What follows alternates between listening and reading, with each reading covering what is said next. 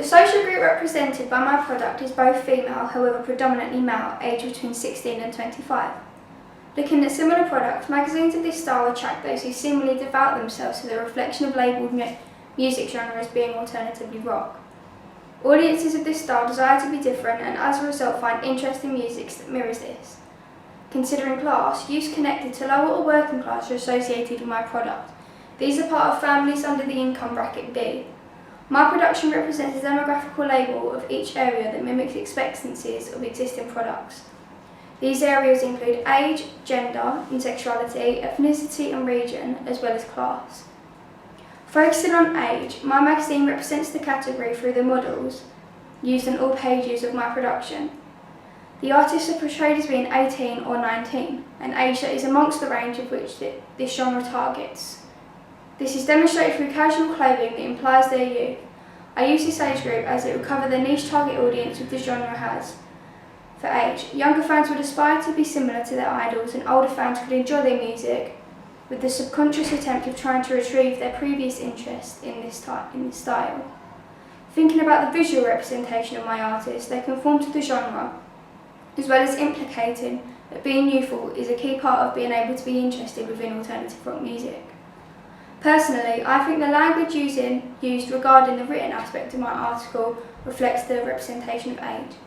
The responses are ultimately a consequence of colloquial language that emphasises the informal mannerisms deriving from the artist. A support of stereotypes is made toward my artist's age as well as a subversion of it. The healthy work ethic that my artists are suggested as having remain to be incongruous to the expectations of the age group. However, a confirmation is shown when looking at imagery that shows the light-spirited joy that they express in the visuality of the photography. Moving on promptly is the representation of gender and sexuality. With the only representation of gender being male in my production, the most prominent depiction of typical related gender is a masculine inclined male that conforms to the expectations of the gender idealism.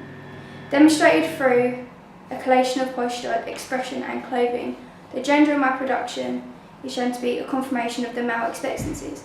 But when assisted with the application of the colour schemes red, white, black, grey,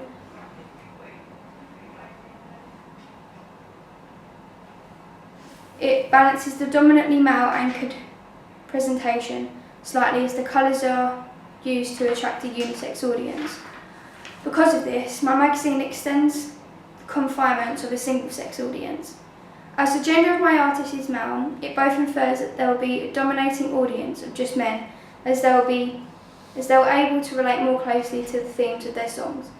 However, regarding the general sexuality of women, the audiences of my artist might entice a largely female audience, as the aesthetics of the artist are proven to be a significant contribution to the appeal of people in the music industry.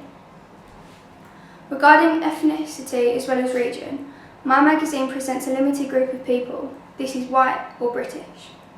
My focus on this was a resultant of my lengthy and in-depth research of who is the most prominently featured artist regarding the demographics of ethnicity. As I wanted my magazine to largely conform to the forms and convention of a music magazine, more specifically an alternative rock magazine, I decided to use artists that mirror expectations. Considering the language used, this also reflected the white British nationality, as there is no language barrier that can limit the audience's ability to understand the written proportion of my magazine. The depiction of ethnicity in my own production was seemingly made to imply that who they are, and in turn what they identify as being the normality for the local region we are in. The representation of age is dependent on both the textual response made by the artist in the interview. This is demonstrated in the quote, "We started small, look where we live.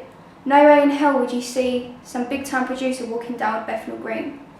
Their worth ethic is reminiscent of a higher class than what they are, as shown through their joint determination. However, as suggested in my double-page spread, the class of my artists are presented as being lower to working class. This will result in the attraction of an audience in a similar class, as they will be interested in how someone like them progressed towards fame. Most importantly, it is this demographical labelling group that are most likely used to having to work hard for their needs and desires they have.